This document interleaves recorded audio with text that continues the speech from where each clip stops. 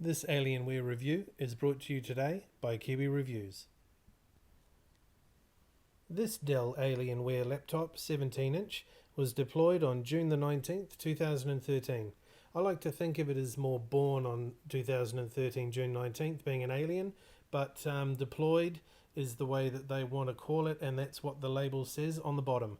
The label, I might add, is a very nice machined metal brushed aluminium with nice specific screws just for the nameplate. Now, how many other computers can you think of that have that kind of detail? Now, if you look this model up on the Dell website, you'll note that it is advertised as the highest end one, which comes with the i7 4800 processor, I believe. But this one actually packs a little more punch.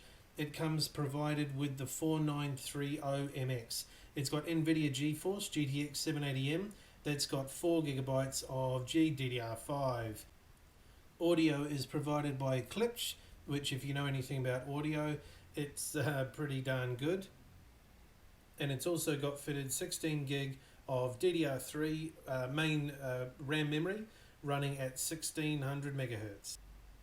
Now, you'll note a really nice color array when you boot these up. The touchpad there is glowing a nice blue at the moment, the Alienware logo, and the keyboard, and also along the sides and along the front.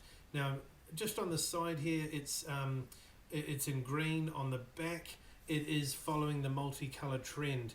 The power supply plug that plugs into the actual side of the laptop has a light ring as well. Now, I was quite excited with that. I said, wow, they've really pushed the boat out, but that one just stays solid blue. But that's fine. I mean, it's a really nice touch. You know straight away that you've got power to the laptop, which usually you'd then have to, say, feel the power supply. You'd have to make sure it's plugged in. This way, blue light, it's obvious, there's power there. Lifting up the side here, you can see they've stuck with the green Alienware lights for this particular theme. That theme carries on along the front and also along the left side as well.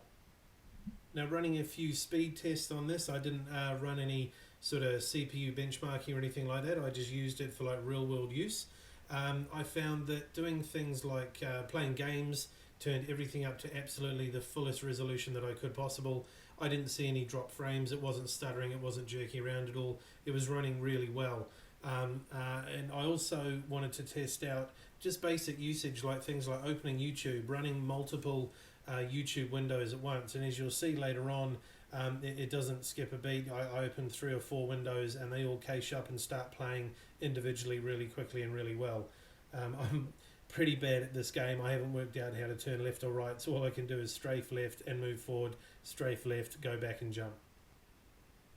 Now, all this is made possible speed-wise and throughput without delay, mainly in part is due to having as fewer bottlenecks as possible. In any system, there's always going to be a bottleneck, and they've minimized it as much as possible. In this one in particular, it's running an SSD drive with 80 gigabytes of cached SSD.